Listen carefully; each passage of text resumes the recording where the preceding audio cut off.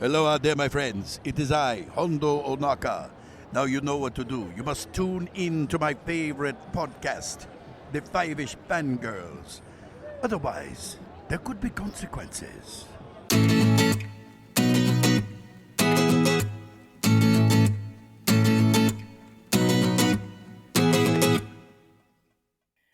The Dungeons and Squeak continue all the way to episode 492 of the Fiveish Fangirls podcast. Miguel, you know the little voice people have that tells them to quit when they're ahead? You don't have one! Welcome everyone to this week's episode of the Fiveish Fangirls podcast. So glad you joined us. Let's start off like we do with a virtual table and see who's joined us this week. This is Holly from Wisconsin. And this is Rachel in Indianapolis, Indiana. Hello everyone. Hello, everyone. As much as Mother Nature is trying to wipe both of us off the map. Yeah. Me with snow and freezing rain and ice. Rachel with thunderstorms. Yep. Oh, living in the Midwest. Gotta love it. Oh, yeah.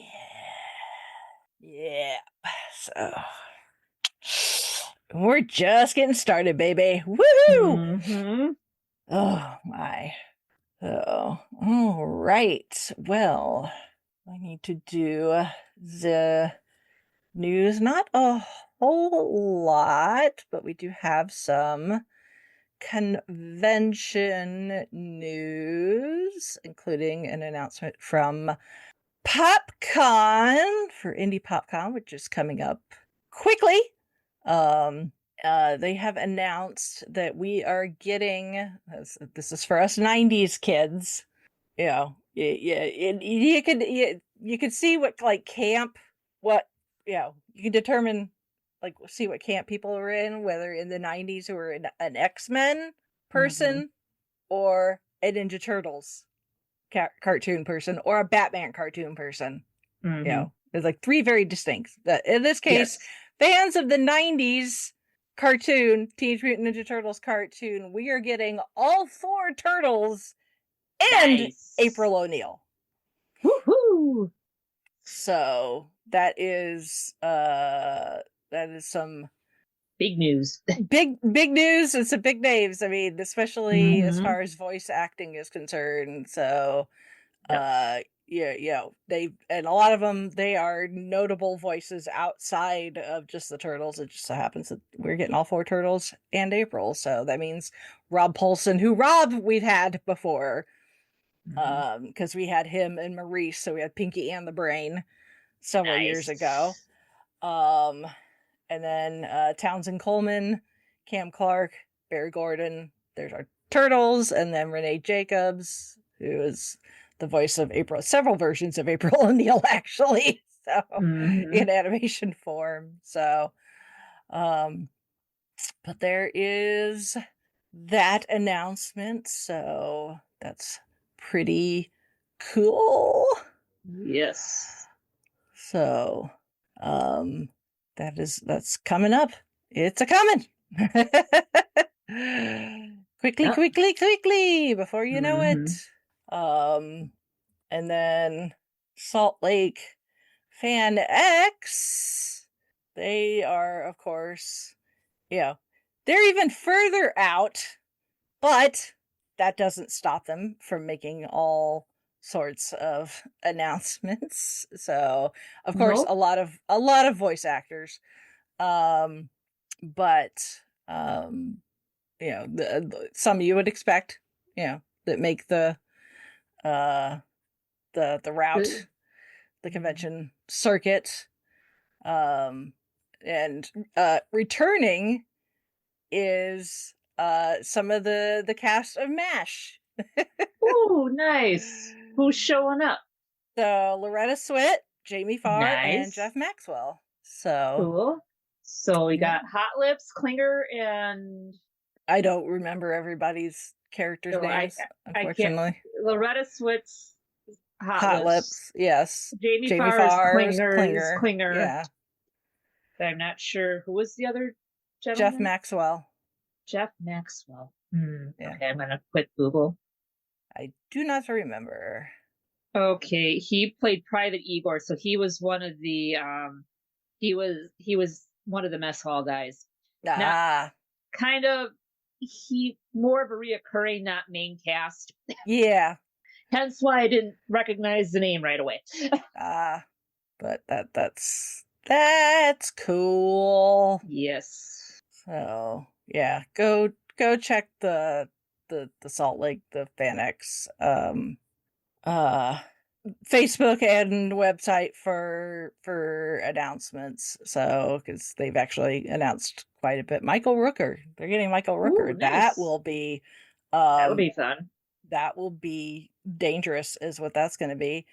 Yeah. Mhm. Yes. Mhm. Somebody better make sure the bar is stocked.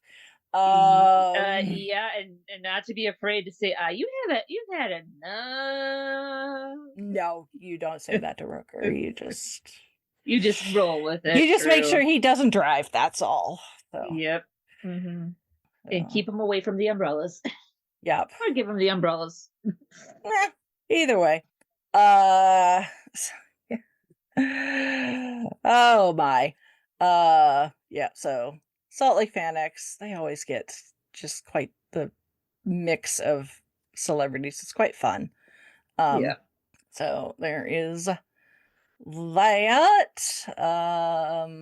And then in your feeds, if you are a subscriber to Gold Standard, you will see our latest main show entry talking about Jurassic Park, which was quite fun. That's also very quotable. Anytime you get to talk about Jeff Goldblum, it's always a good time. And then for Patreon, this month's Patreon episode is available for those supporters, where we talk about Joker with Joaquin Phoenix, which made for very interesting discussion, especially me, who likes to play armchair psychiatrist / psychologist. And that is kind of really it as far as news.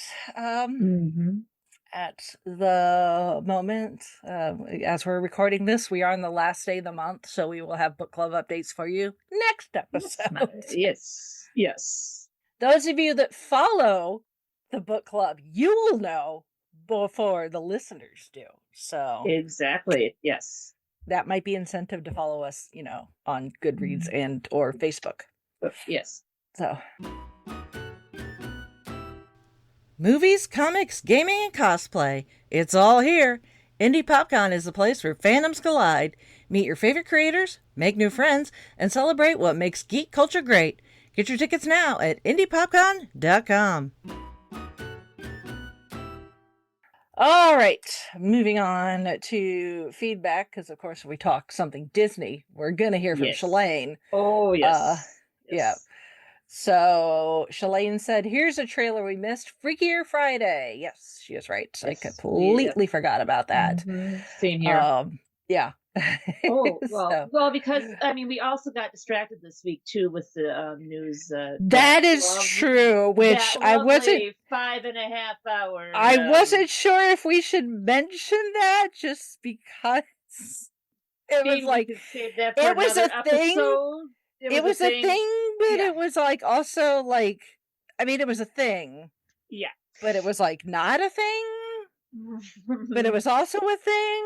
So it's like, how do you handle it? Yeah. So I did post it on our Facebook at the time it was happening. But yes, Marvel took over the interwebs for almost 6 hours to give us almost 30 names of people who are going to be in Avengers Doomsday. So far. With an asterisk, just like the what movie is coming out that has that? Well, no, the asterisk for Thunderbolts I think is a little different, but but still, we could put an asterisk there, because I'm sure there's going to be. I think actually with this you put more of a ... Yes. Yeah. Mhm. Leave it open-ended. So, Yes. but yeah, by almost 6 hours of just shots of chairs, like With the names. director's chairs, that the fabric chairs that you put the name on the back. Mhm. It And the one started that with did- it started with Chris Hemsworth, which I don't think is a shock to anybody because No. obviously Thor is still active, Mhm. you Yep. know, in the MCU. And then, you know, unless you've been living somehow under a rock, it ended. This ended at the moment with Robert Downey Jr., who we knew was coming. You know, Right. he's going to be playing Doctor Doom. Right. So, and then it was just a camera looking at the back of a chair with somebody's name on it, and then every 10 to 15-ish minutes you would get an audio cue of music, usually kind of related to whoever's name is about to appear. Mm-hmm. So, like, you know, for like Latita Wright, you know, you're getting music from Black Panther. Black Panther. Yep. You know, so, which again, I don't think that's a surprise to anybody. No. But it was nice to see some of the original X-Men get their names in. Yeah, I would say spoiler alert for anybody. Nick, skip ahead. Sorry, forgot. Yes, because there are Oops. people like Nick who want to know nothing. Yes. But yes, we are getting several of the OG live action X-Men. So like, oh yeah, like Rebecca Romaine and Yep. James Marsden and Sir Patrick Stewart and Sir Ian McKellen and Alan Cummings and Nightcrawler. Alan Cummings. So, and I mean, just- we're assuming that they are going to be picking up and playing the role that we know Right. them already from, because they already did that with Patrick Stewart and Kelsey Grammer, right? with Multiverse of Madness and the Marvels. So yeah, we can assume that like Rebecca Romaine is coming back to play Mystique, and she's I guess probably hoping that they figured out a way to make the Mystique makeup not take 12 hours. Yes. Like it did back in the the day, the Bryan Singer days. Right. And fit this in between her Star Trek Strange New World schedule as well. Yes. Yeah, so yeah, we could probably assume that that she's coming back to play Mystique. Alan's coming back to play Nightcrawler. Mm-hmm. You know, we're gonna get Professor X and Magneto with our favorite elderly British bromance. You know, it's the senior citizen bromance to our slightly younger David Tennant, Michael Sheen bromance. So yes, exactly. Yeah, one coin, two separate sides. Yes, slightly different generations, but that's okay. We will take it. Yes. So yeah, it's safe to assume that unless something happens otherwise, which I don't know why, considering this is essentially, if you know anything about Doomsday and or Secret Wars, we're essentially getting a convergence of the multiverse is where we're headed. So kind of like another Avengers Assemble and Endgame, but different. They're all from they're in this case they're all different universes. So so like our Bryan Singer X-Men are probably going to be that universe that probably Maria Rambeau went to in the Marvels. We don't know yet which universe the Fantastic Four are going to be in yet. I think just based on the time, I think I'm leaning more towards the Fantastic Four. Obviously, we're gonna have to wait till the movie comes out in July, but I am leaning more towards the Fantastic Four are in a different universe. Yes. It's probably close to the similar time, like it's 2020 whatever. Right. It's just in their universe, it just has that kind of what we would consider retro, but for them that is modern, and that's how we're going to be able to, unless time flows differently also between universes, because I don't know how they could justify the Fantastic Four being like actually in like the 50s and 60s and then Right. suddenly come forward to Doomsday, and it's like, 50, 60 years later, and these people are not aged. Mm-hmm. So that's my guess, is either there's going to be something timey-wimey going on, or they're from a different universe, but they are still modern comparatively to where we are timeline-wise, and in what I call our universe, where most Right. of the MCU has taken place. But that's just my speculation. Mhm. So, but yeah, for the most part, other than the X-Men, I can't say anything else was really surprising. Mm-mm. I don't think. I mean, there's a few names that I expected to see. Like, I Mhm. was expecting to see Benedict Cumberbatch's name in there, but he may not necessarily be involved in Doomsday. He may not come in until Secret Wars. Right. So, because Doomsday is first. Right. So it might just be that, he, at the end of Multiverse of Madness, when Cleo shows up, he went off and is doing that. And while trying to take care of that convergence, it somehow, gets him involved with a convergence that's going to lead to Doomsday and Secret Wars. So, but again, I'm just spitballing. Mhm. But they've also said they are not done announcing names. But now that it is in production, people are going to be seen. People are, Yeah. not everything's going to be done on a sound stage where it can be behind closed doors. There's going to be stuff that's filmed outside. And so people are going to be spotted in costume or partial Right. costume or with their character hair or makeup or whatever. So my guess is they're getting ahead of the people that are filming now and are most likely to get spotted. Right. So, and also I'm sure some stuff will also get quote unquote leaked Mhm. on purpose, as now that we're in production, just like when they were filming Thunderbolts, how who was it? I forget who it was. Somebody in Thunderbolts was showing stuff on their social media and trying to act like they were being all like, I'm not supposed to be showing you this, but, and it's like, no, you're just, this is a leak on purpose. So, Right. They gave you permission, but they told you to troll. yes, exactly. Yeah, there's the trolling leaks.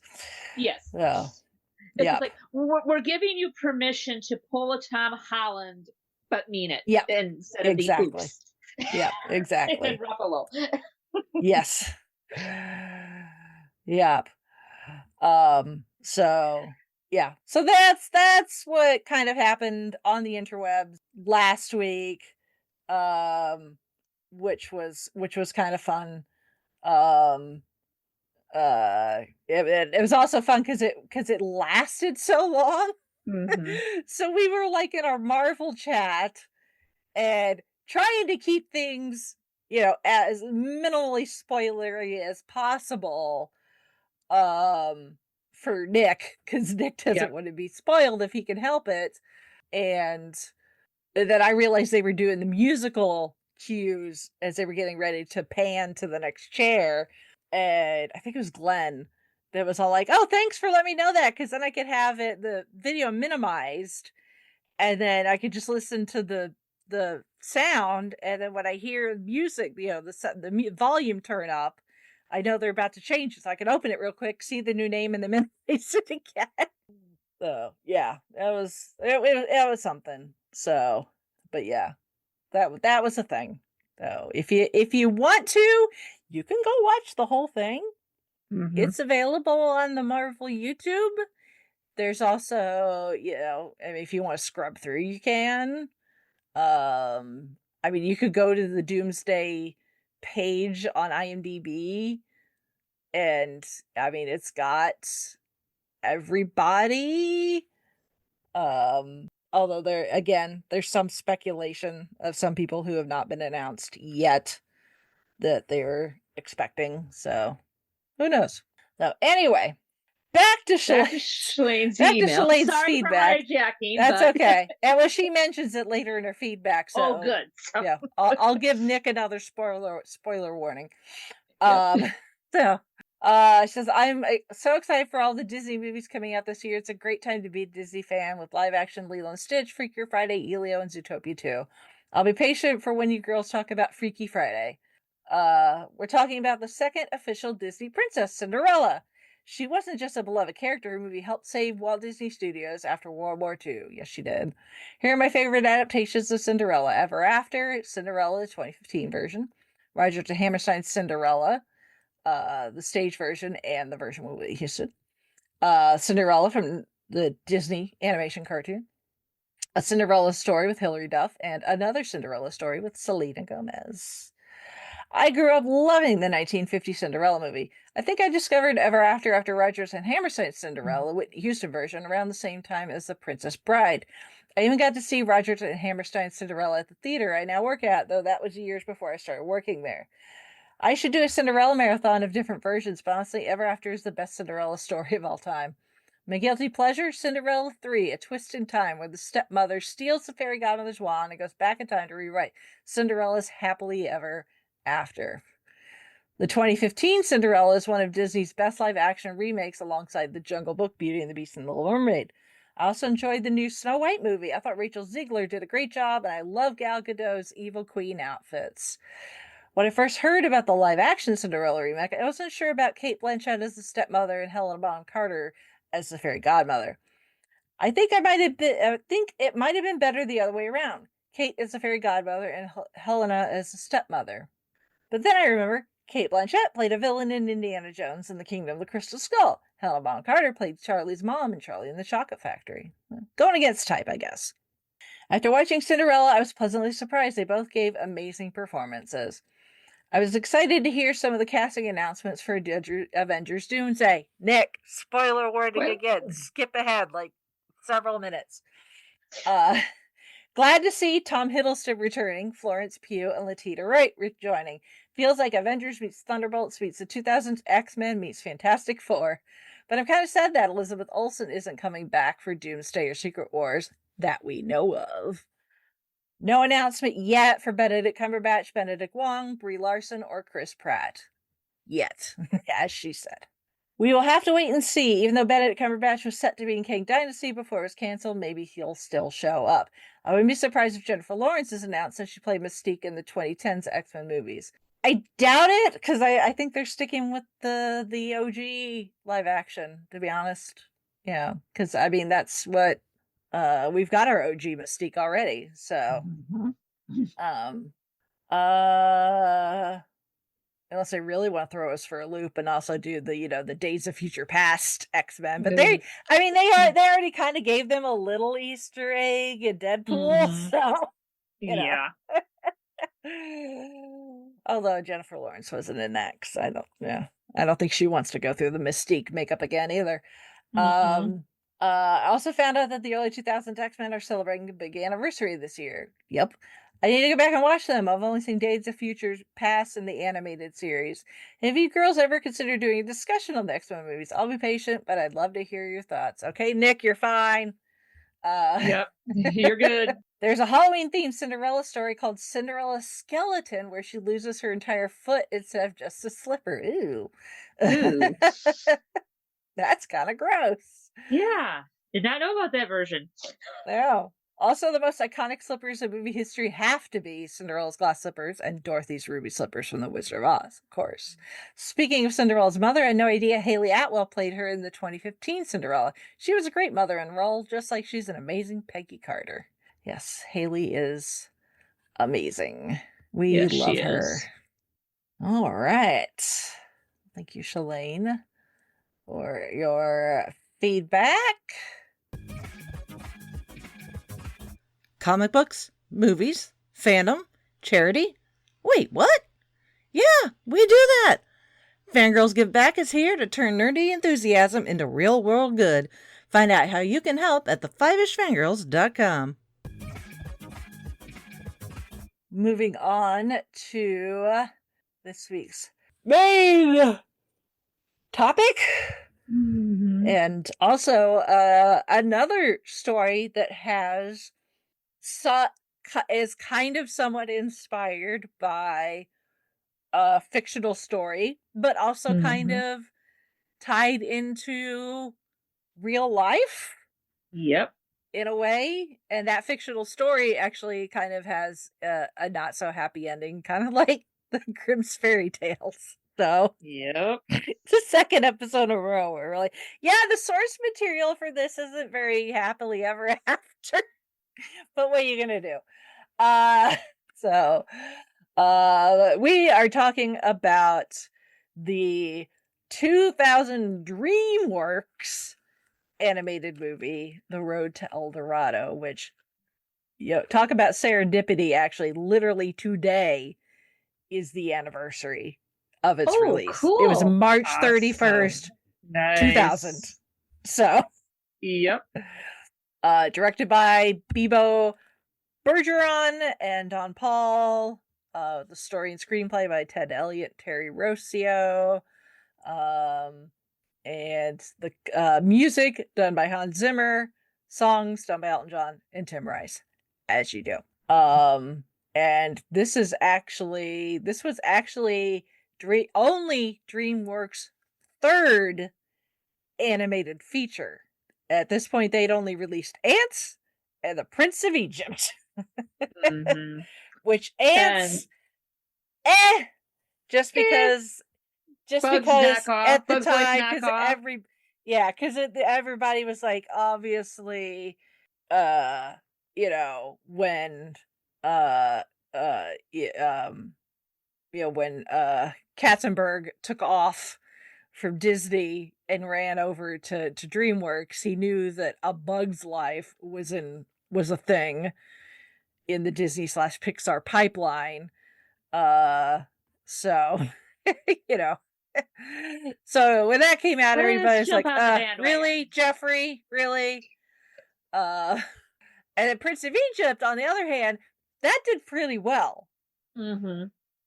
And then they did Road to El Dorado, which didn't do well. Which sucks because when I saw it, I enjoyed it. It's one of my go-tos. And you got music by Sir Elton John, for crying out loud. Yeah. Yeah. That should have been Yeah. gangbusters. Yeah. Here's the thing. We'll get into why, potentially, obviously hindsight being what it is, why this did not do well.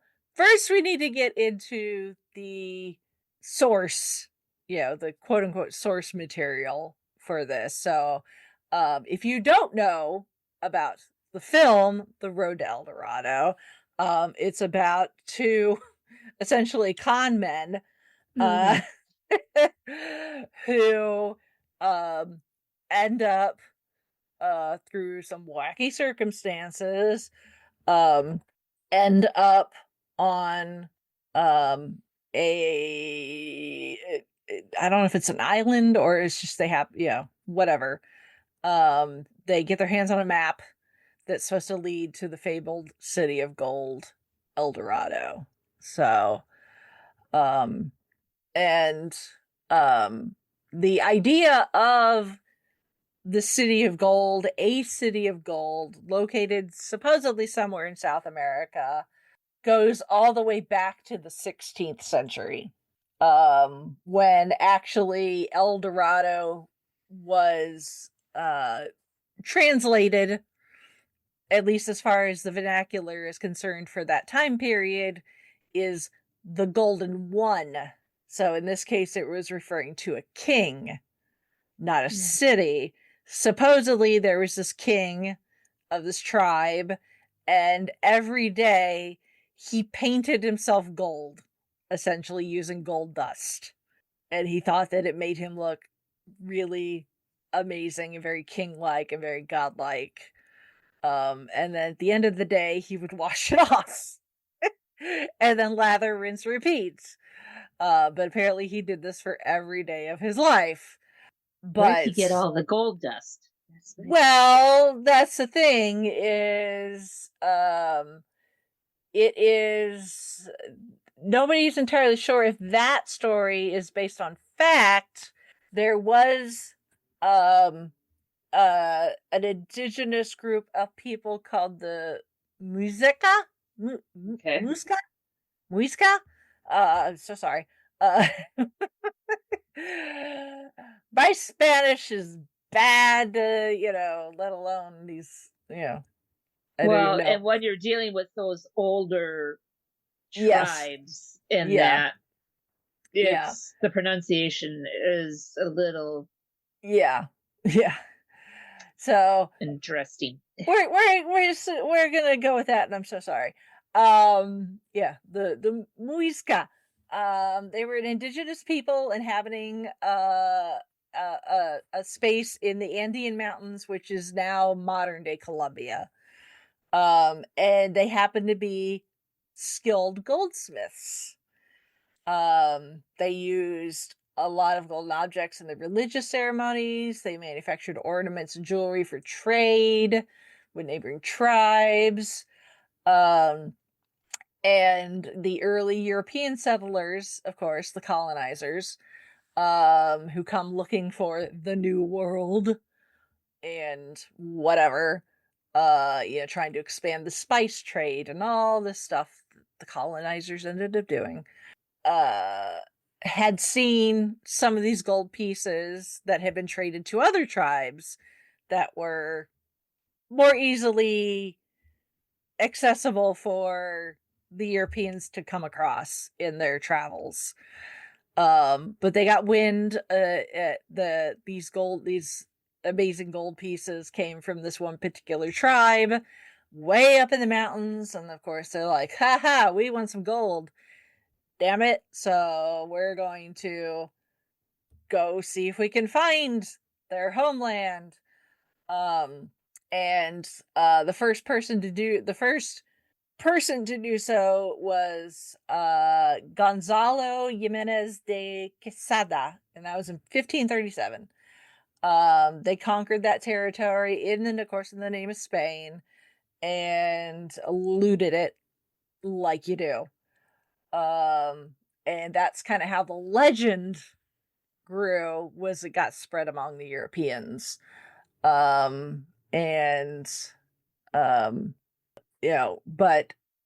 nobody, because it was never actually written down or a map or anything, so they just kind of had based it on the rumor mill and stuff, information being told orally among people.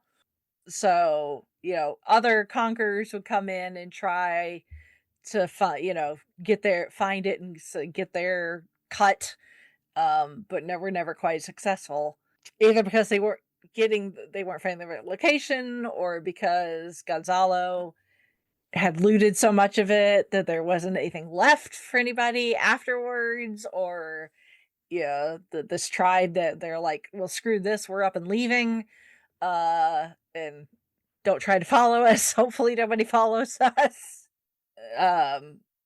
Other colonists, like I said, tried to do their own expeditions, including Quesada's heir, Antonio de Berrio, and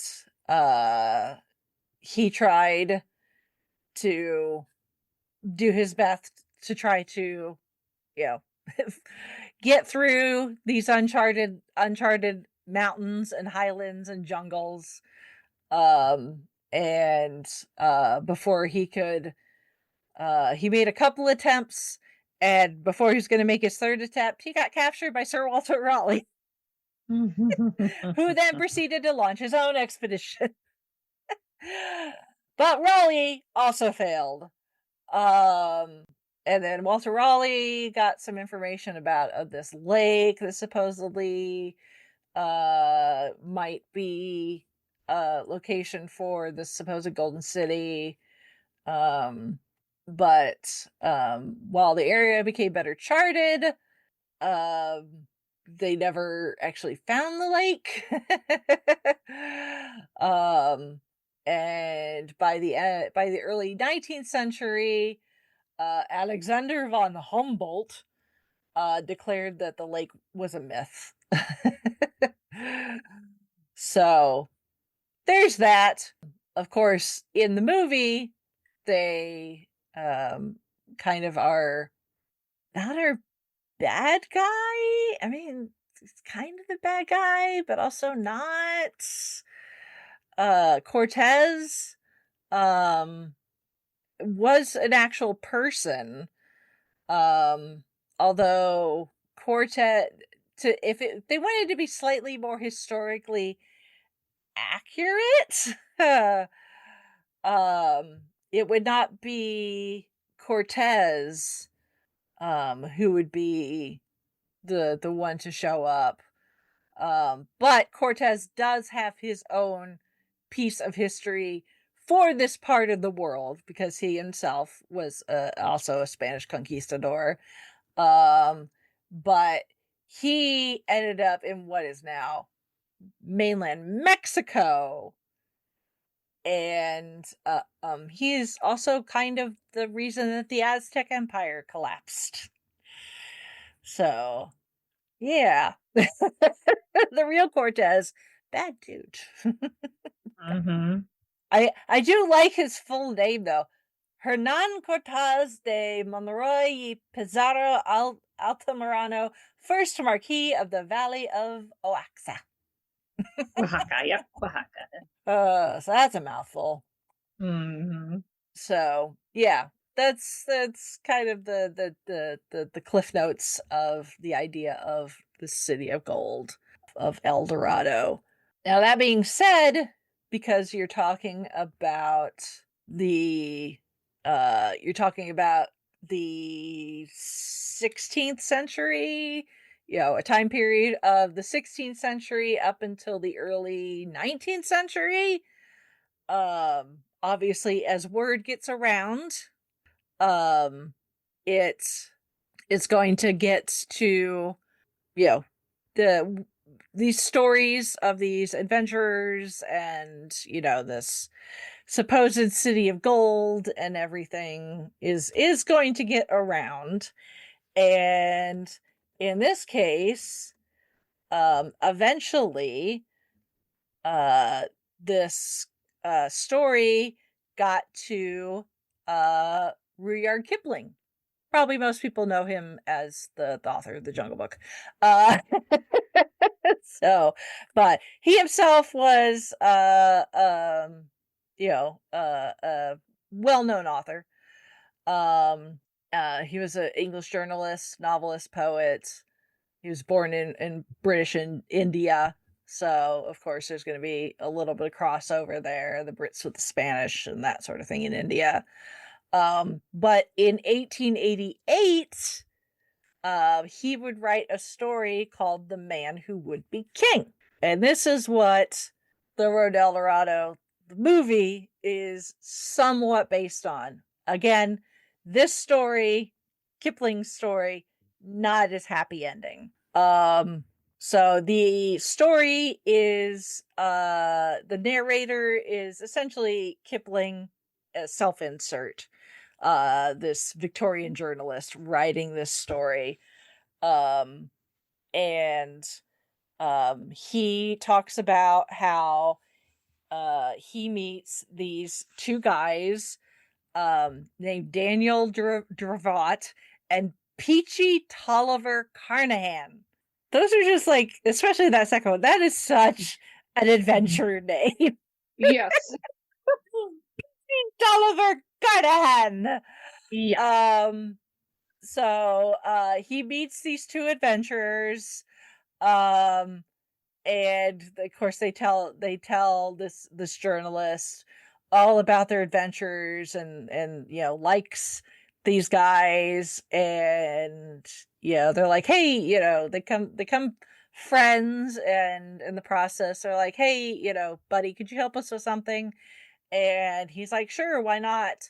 And it turns out that they're con artists. And once he realizes what they're trying to do, he calls the cops on them, essentially.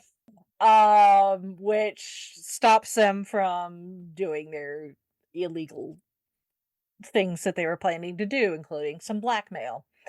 But that's okay. And then they part ways, which I guess you would do if you'd called cops on your, the authorities on your new friends, to stop them from blackmailing somebody. But sometime later they reappear at his at the journalist's newspaper office, and they tell him that they have decided that India is not the place for them if they are looking for success. So it's not big enough. There's not enough. So they decide to go to Kafiristan, which technically did exist kind of as a real place. Although now it sits in part of modern day Afghanistan. So they're like, we're gonna go to Kafiristan and we're gonna become kings. And their idea is that Devrot is going to disguise himself as a priest, and Carnahan is going to be his servant, and they will go to the unexplored region armed with a bunch of rifles and their British military knowledge. And then they will find a king or a chief, help him defeat his enemies. So making friends with somebody of power by helping him defeat his enemies. And it also gets those potential enemies out of the way. And then they'll take over for themselves. And they want to borrow some books and encyclopedias and maps about the area from our narrator. One, because they think he owes them one for spoiling their blackmailing scheme, and two, because they're also fellow Freemasons. Mm-hmm. And apparently, when you're a Freemason, you got each other's back or something. I don't know.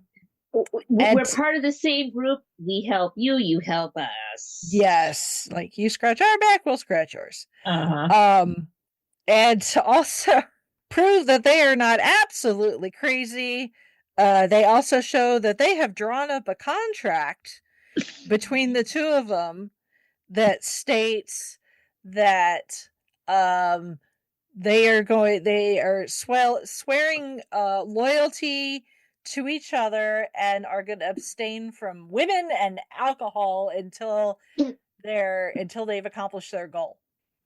Sure.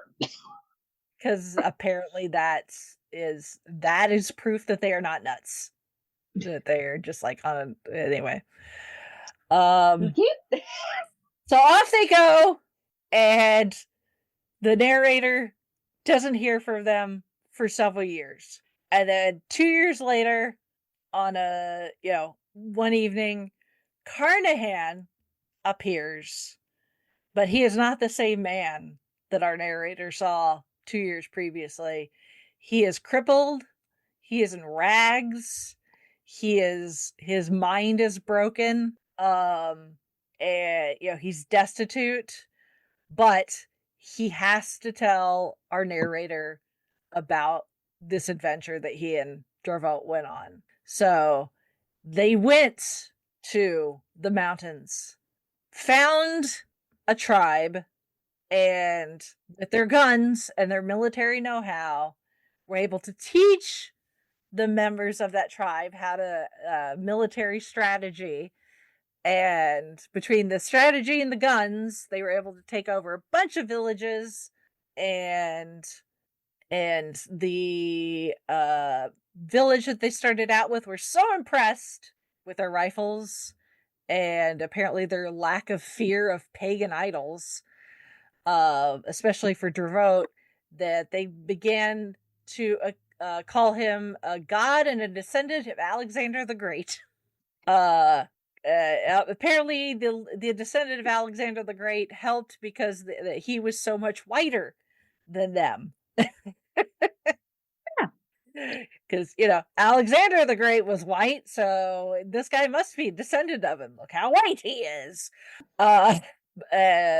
both of our adventurers were shocked to discover that this tribe actually performs their own form of Masonic rituals, and that helped them get even further in because they themselves do some Masonic secrets. So, again, Hey, so we're the far only- plan's working. right. Great. Hey, we're Fantastic. we're the only group here. We can share this info because it's not going to get back. How about we trade No. information with ceremonies? Yeah. So, at this point, mission is going great. That everything that they had planned has worked out perfectly. However, Dravot, because he has been the one that's been raised up to god king status, decides that if he is going to be king, then the rightful thing for him to do is to make sure that he has an heir, and therefore he needs a queen to give him said heir.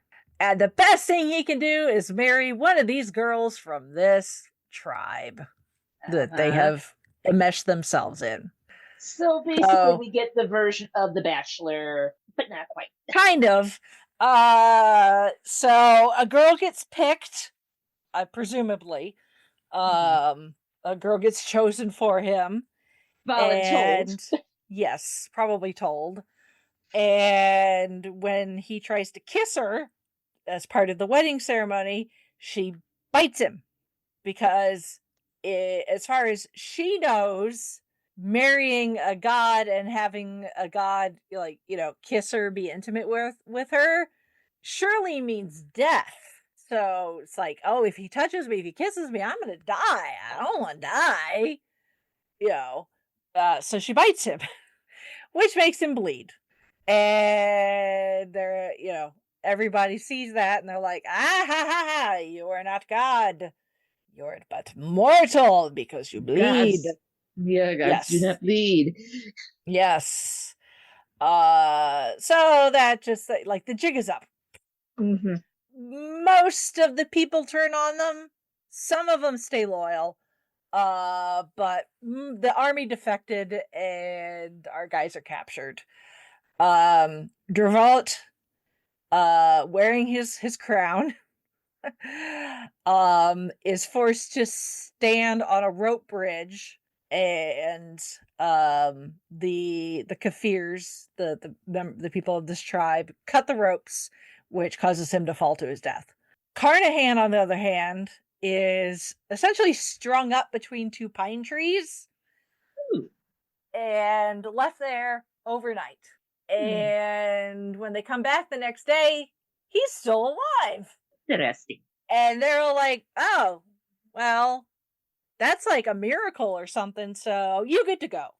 You might So be they a let god. him go with the clothes on his back, though. So he's left with nothing. So he has to beg and plead and barter to make his way back to India. So that's and now Carnahan's finally back in India. He's back at this newspaper office, and to prove his story to our narrator, he gives him Dravot's head with the crown still on it. Like, here's my proof. Here, look. Do you still recognize him, right? I know he's missing the rest of his body, and he does have this gold crown on his head, but you recognize him, right? And makes makes our narrator swear that he's never going to sell the crown. So, and the next day, the narrator's out, sees Carnahan out, and he is just like, any sanity he had left to be able to tell his story is now gone. So he ends up getting in Carnahan ends up getting put in an asylum where he ends up dying a couple days later, and he had nothing, just the rags he was wearing, and that was it. And now our narrator is left with this fantastic story and a head with a golden crown on it. Mm-hmm. So that is at least partially the source material for our animated movie.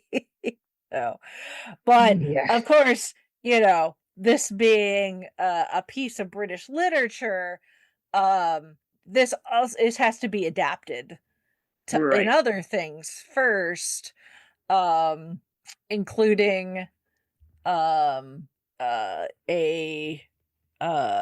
other it inspires other pieces of literature. There's a CBS radio adaptation from 1947, a version on BBC radio, but there is a 1975 film adaptation adapted and directed by John Huston, starring Sean Connery, Michael Caine, and Christopher Plummer. Mm-hmm. So essentially, Christopher Plummer is playing the Kipling role. And Sean Connery plays Dervot, and Michael Caine plays Carnahan. Okay, makes sense. Can see it. Yes. Yep. So, and it follows the Kipling story pretty accurately faithfully from what I can tell. It's 129 minutes long. It was made for a budget of 8.5 million and made 11 million at the box office. Well, at least it made its money back, so Yeah. there's that. So, but yeah, there's that. Funnily enough, there would not be any other film adaptations until The Road to El Dorado. much later in the year 2000. Oh, which is where we are now. Now the thing with The Road to El Dorado, the DreamWorks movie, is it came out at an interesting time for animated movies in general. Not just DreamWorks, but as a whole. Obviously, Disney had their renaissance a decade and some change beforehand. With Little Mermaid, Beauty and the Beast, Aladdin, all of those.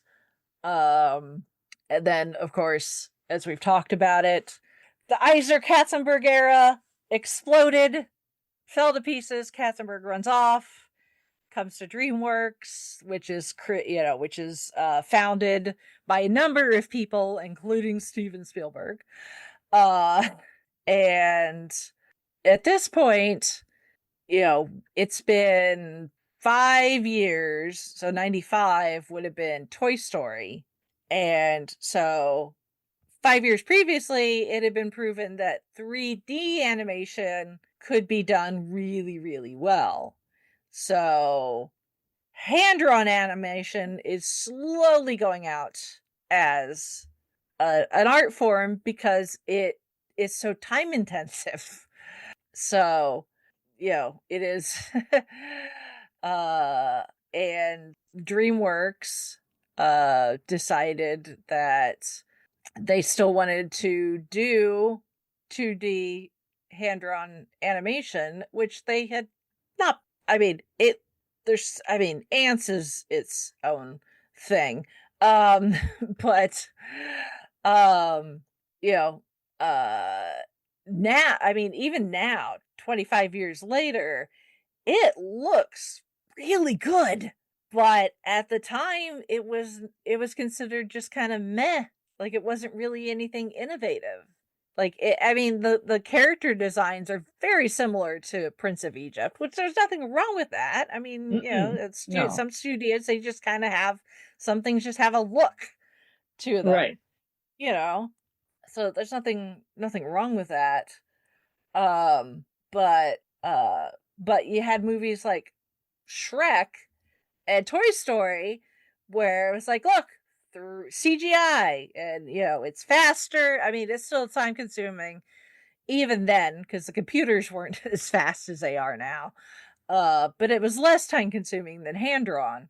And even Disney was giving up on 2D animation after the Renaissance kind of ended, and we've talked about some of those movies that didn't do so well, like Treasure Planet, and ones like that. So I mean, they wouldn't go back to 2D animation till Princess and the Frog and Winnie the Pooh.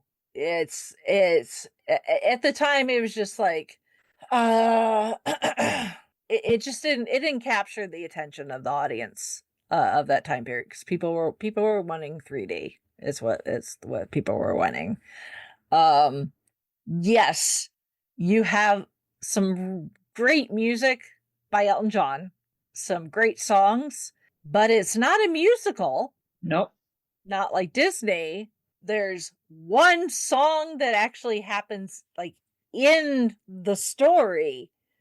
Everything else are essentially montages to get the plot moving along. And some people found that a little off-putting, because it's like, oh look, because you think Elton John animated movie, you think The Lion King and these fantastic musical numbers, Circle of Life, I Can't Wait to Be King, Be Prepared, all that fun stuff. Hakuna Matata. We don't get any of that in there. It was also the fact that we don't really have like a villain. We have like two kind of minor-ish villains in Tazil Khan. Words hard. The guy, he's supposed to be like the priest or whatever of this tribe. Although I think he's more of a con man, I think, than our two heroes, if you ask me. And then you got Cortez, but neither of them really end up being a threat. Kind of, but kind of not. And there's it's a buddy comedy.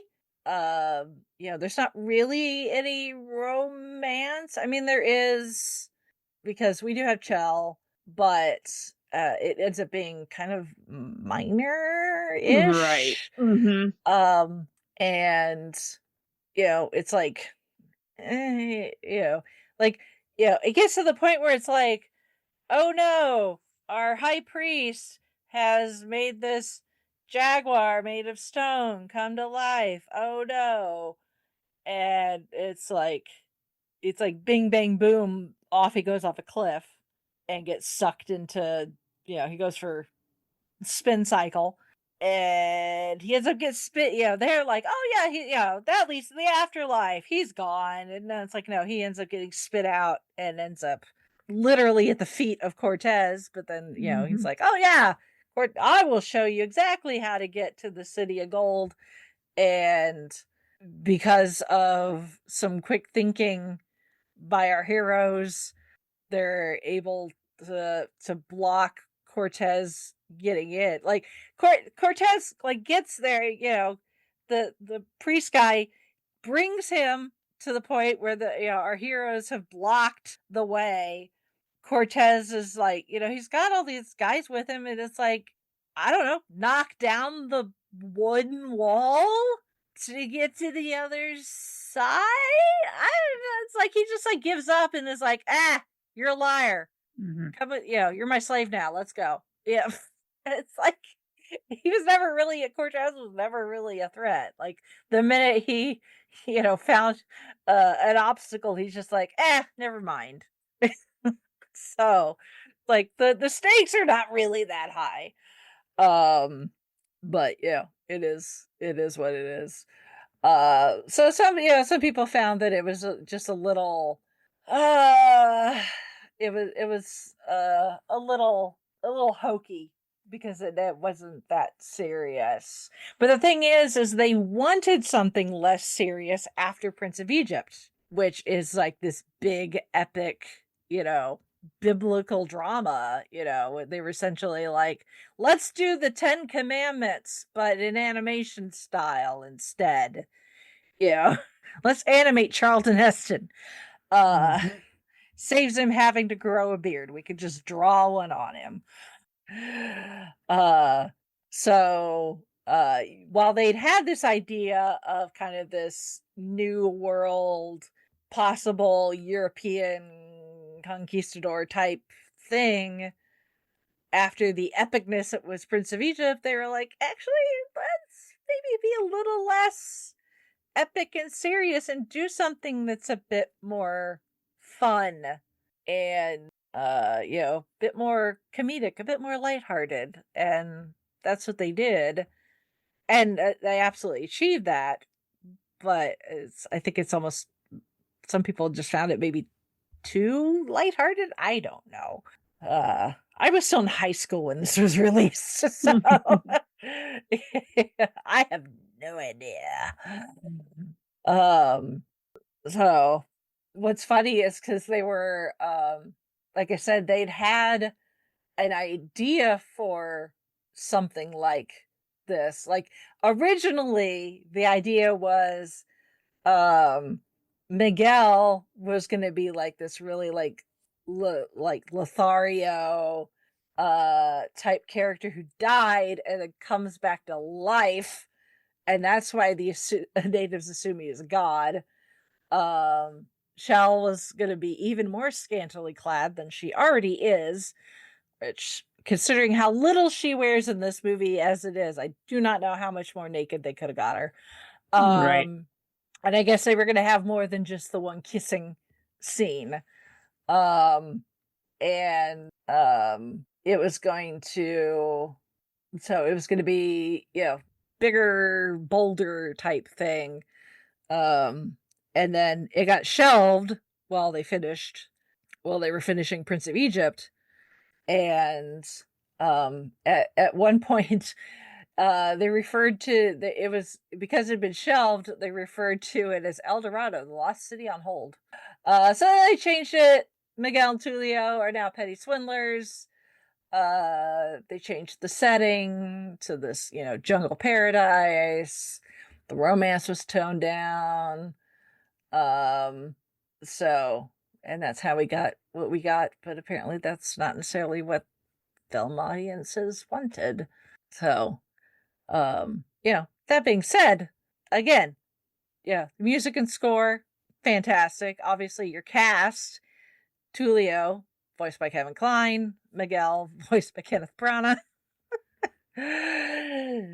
Jill, voiced by Rosie Perez, Edward James Olmos, who's the chief, Jim Cummings, because voice actor gonna get paid no matter what. He's not necessarily loyal to just Disney. He's the voice of Cortez. So even Elton John acts as the narrator for this. But yeah, it did not do well. It did not make a profit. And it was the first DreamWorks film to have that distinction. I can't say it's an honor because it's not. But actually several recognizable Disney voice actors. Frank Welker, who does the voice of Altivo, the horse. So yeah, that being said, it has gone on to develop a cult following. A lot of it because of the internet. Like, it came out 2000, so it's pre-internet as we know it. Right. Now, I mean, we're obviously talking bulletin boards and that chat rooms. It right. It was slim pickings. Right. But once people figured out how to make, because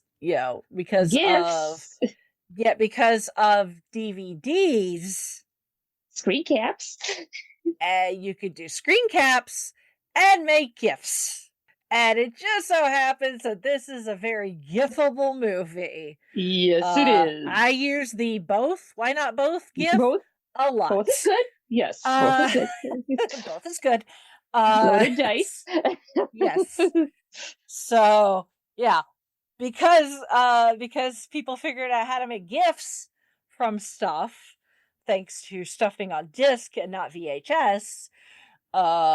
This became for things like LiveJournal and places Mhm. like that where they essentially live on GIFs.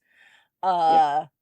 That this took off because it became a very gifable and eventually memeable movie for a lot of people on the internet. So, and it's our age that, we would have been the age-ish for when the movie was originally released, kind of Mhm. the target audience to begin with, that preteen teen age range, because they wanted to keep it PG-13-ish. So, 13 and up, that would have been us Yep. in 2000.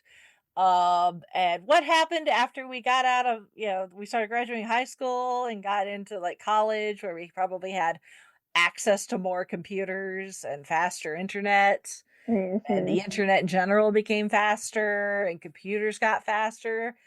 What happened? We got on the internet. What did we do on the internet as, late teens, early 20 somethings? We were on Did places stuff like MySpace and LiveJournal and Tumblr. doing other stuff besides homework, like Exactly. we were supposed to. Exactly. Procrastination at its Exactly. best. Exactly. Paper? So, What yeah. paper? Yeah. I got a few more hours till that's due. Yeah. Term paper, never heard of her. Like, I'm new here. So yeah, it's a bunch of procrastinating college students spending way more time on this newfangled thing, the internet. Hey, look what I can do. Turning some of our maybe not necessarily favorite but memorable media Moments. Yep. that we can get our hands on, that we can take and plug the get them onto said computer and onto said internet. So you're welcome. Anybody that's used the both is good GIF, you're welcome. I don't know who ultimately gets like the credit for being the very first person to do that, but as a generation, I'll just say you're welcome on behalf of whoever that was. So. Or the madly strumming guitar. Yes. Yes. Absolutely. Absolutely. And then as we again live on the internet, on places like Tumblr, we end up having worlds collide. And I will have this linked in the show notes. This post is from 7 years ago on Tumblr, and I will read this in my most dramatic way, to the best of my ability. It says, the road to El Dorado, when in the context of a D&D game, is the most astounding and hellish streak of nat 1s and 20s. Oh, yes. People think that you're gods. What do? We go along with it. Roll performance. I got a 1. Your foot gets caught in the stirrup while you try to dismount from the horse. You look ridiculous. Well, I rolled a 20. Somehow a volcano stops erupting on your cue. Everyone falls to their knees in awe. I roll to come up with an escape plan. All right, roll. I got a 1. I try to convince the horse to break us out. Roll animal handling. I got a 20. The horse kicks the lock off and it hits a passing guard and knocks him out. You escape the jail cell, walk into the guards on patrol, and they don't seem to notice you. However, there's no way to sneak past them. Roll for a stealth takedown. I got a 1. Which is, it's accurate. Oh, it's so accurate. So, I also need to, and it continues. There's another comment, or somebody's comment on that post within the Tumblr. But there's actually, I think I found it on TikTok, and it better explains the headcanon that actually makes it work is the armadillo. Somebody says, wasn't the armadillo a god in an early draft? Thus explaining why all the supernatural things were happening around them, because the armadillo was either just entertained by making these two idiots god. And yeah, if I could find that TikTok where they better back up the theory that yes, the armadillo, who is named after the director, was because these people believe in gods, that odds are in this world that we're seeing in this movie that the gods do exist, and that armadillo is one of them.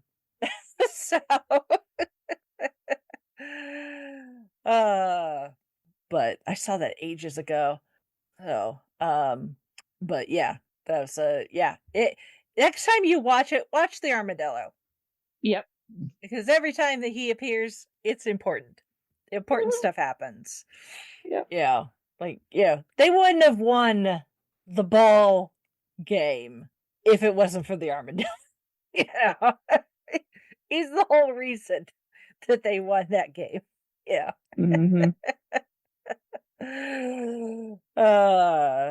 But yeah, that's so funny. So it's like, yeah, it's a D&D. Yeah. You got your bard. Yeah. And I don't know what class do you think our other hero would be? Because obviously anybody that can play music has to be a bard. Bard, yeah. I don't know, rogue, smuggler. I'm some sort of I mean, homebrew. I think Tulio probably thinks he would be a rogue, right? But when creating his initial character sheet, he didn't roll very high in things like insight and right. and I mean, maybe thief skills. Otherwise, he would have had a better idea than we get some supplies, we steal one of those longboats, and we sail to Spain. Right. Back to Spain. And he's really not a fighter. No. He's not a druid. No. He's not really a cleric. Nope. Not really a ranger. Nope. Not a sorcerer, not a warlock, not a wizard. So maybe we got two bards, and one of them smarter than the other. He's not a barbarian. No, definitely not. But I mean, he's not. I don't know. I mean, obviously he gets it with the girl. Yeah, he's not a monk. I guess he does have that go for him if you wanted to make part of the argument for bard, but I mean, doesn't show any musical inclination. So, maybe he's classless. Yeah, maybe he's just human. Yeah, he's just a regular old human, a very lucky one at that. But yes, just a human. So, for listeners, if you come up with something from the older D&D that would fit, no. Yeah, you do have to remember the first time we ever played D&D was in 2020, so we were using the 2014 5e rulebook. Yes. Yeah, so maybe there's a class that doesn't exist anymore that got rolled into one of the current classes that we're not familiar with. Maybe I don't know. Yeah. Or unless there's a particular homebrew that you know of that would fit. Yeah. Or maybe in the newer. Right, the 2024, which I'm still paging through. Yeah. Who knows? I don't know. My D&D knowledge is not deep enough to answer these questions, but now inquiring minds need to know. We require answers. So, but yeah, internet culture making things popular again since The days of dial-up. Oh my. So did you see this when it was released? Yes, but I didn't see it in theaters. I saw it when it made it to DVD. Okay. Because I don't think the turnaround. I think the turnaround time was pretty quick from it being in the theaters to hitting DVDs. I would imagine so, since it did not do very well. Yeah. They were like, rentals. That's where we're gonna make our money back. Rentals. Yeah, it was released on DVD and VHS that December. It was in theaters in March, on DVD that December.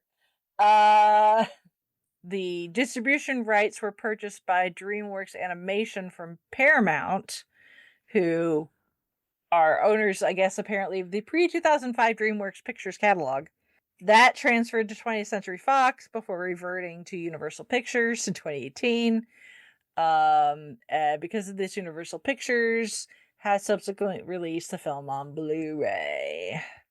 So, yeah. Over on Rotten Tomatoes, it has approval rating of 50%. The site's critical consensus reads, predictable story and thin characters made the movie flat. A Metacritic has a score of 51 out of 100. That's based on 29 critics. Cinema Score gives it a B+. The Chicago Tribune, when reviewing it, said, this movie is fun to watch in ways that most recent cartoons aren't. It's also more adult, though it's the same cartoonish sensuality as the original Road movies, referring to a series of comedies made famous by Bob Hope and Bing Crosby. What they're referring to, which was somewhat of an inspiration as well for this. With their heavily coded prurience, it's a high-spirited movie, though it's not for all taste. The John Rice score isn't as rousingly on target as The Lion King. The script, while clever, often seems too cute and showbiz snazzy, not emotional enough. Entertainment Weekly said, this trip down the road to El Dorado proceeds under the speed limit all the way. Artulio and Miguel aren't big enough, nor strong enough, nor funny enough to buckle any swashes. They're as lost to us as the lost city in which they stumble. Now, I will say, the interactions between our two leads are very well done, and a lot of that, I think, has to do with the fact Brana and Klein were in the recording studio together. Yes. Which is something they don't normally do. But in this case, they put them together so they could riff off each other, and I think that makes a huge difference, to be honest with you. Yes. Now Roger Ebert gave it 3 stars out of 4. Hey, that's saying something. He acknowledged that although it's not as quirky as Ants or as grown up as a Prince of Egypt, it is bright and has good energy and the kinds of witty asides that entertain the adults in between the margins of the stuff for the kids. So there you go. And at the very least, it does look really good. Yes. I mean, some of those shots are like, that looks really good even now. Mm-hmm. So, yeah. I mean, it opened second. It was second in the box office. Hey, that's good. Its opening weekend. Granted, the movie it was behind was Erin Brockovich, which was in its 3rd weekend. So worldwide it made $76.4 million. That's nothing to sneeze at. Yeah, except it cost $95 million. Ouch. Yeah, then yeah. Yeah. So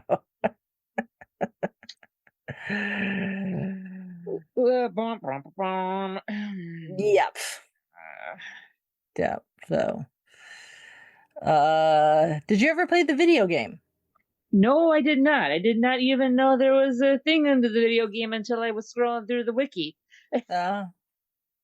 I didn't see this when it was new, and I definitely wouldn't have played the video game. If even at that, even in the year 2000, where I'm close to graduating high school, in another year, at this point, if it wasn't from the House of Mouse, we weren't watching it. So, unfortunately. So yeah. But yeah, I mean, it's, is it as big a sleeper as something like The Emperor's New Groove? No. I don't think so. I think comparatively, if you're talking about, films of that time period ish, that have gone on, that didn't necessarily do well at the time and gone on to become cult hits, I would, no offense to DreamWorks, although Katzenberg can still, Yeah. bite me. Yep. Actually, no, because I don't know where he's been. Metaphorically, he can bite me. I would still say something like The Emperor's New Groove is better. So, I mean, this definitely has it's in the top 5 of sleepers. Yeah. Or So top if 10. you're talking about late 90s, early 2000s animated films that should get a second chance at life, It's up there. Yeah, I would say it's up there. I still think Emperor's New Groove is still my number one. I agree. Oh yeah, I agree. I agree. Yeah. But again, it's not terrible. It is quotable.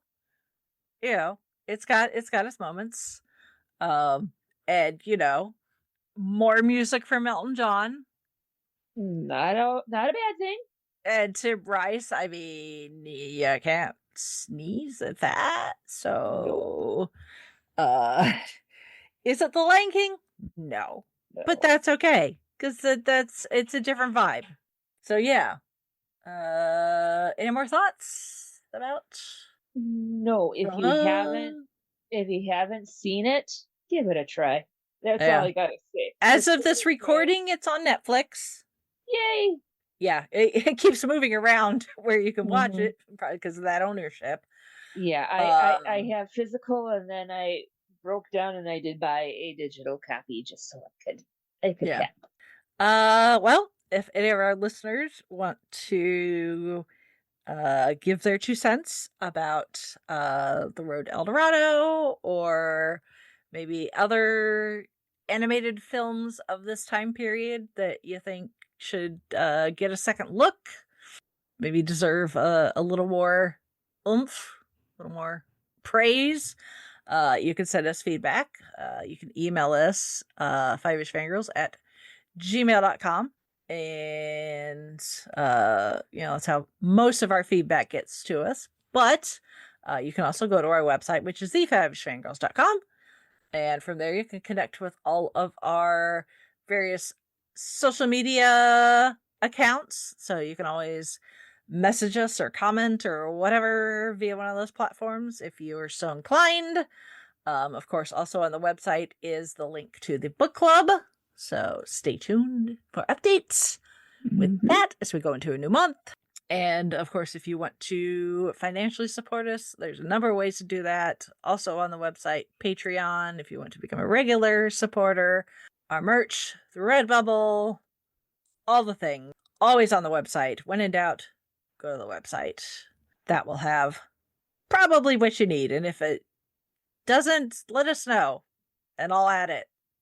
As far as I know, most what everybody needs is on there. But hey, sometimes, you get to, sometimes you don't know what you don't know. So, anyway, so there's that. And we, of course, we appreciate all of your support, your comments, your likes, your shares, all the things. And, yeah, I guess that's, gonna be it for now. So we shall sign off for this week. This is Holly from Wisconsin saying good evening. And this is Rachel in Indianapolis, Indiana. Holly, I'm gonna set this up for you. Better not disappoint me. Did you ever imagine it would end like this? No. Oh, shoot. Ah. I'm giving you a softball here. Sorry, mind blanking. The horse is a surprise. Oh, that's right. Yes, the horse is a surprise. Yes, right after the horse lands on top of them in the boat. The horse is a surprise. Yep. But after they're stranded for a while, it's like, Well, "Do you think it yes. would end like this?" Well, the horse is a It's a surprise. surprise, yeah.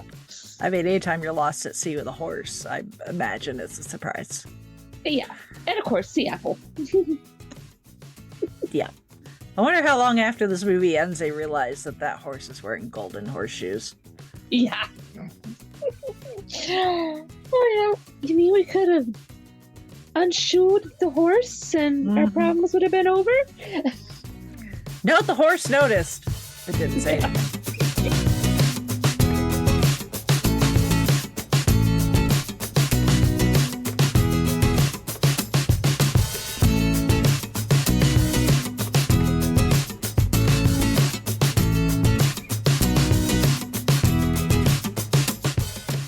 Thank you, our Fiveish fam, for joining us on this week's geeky journey. If you enjoyed the show, don't forget to subscribe, rate, and review.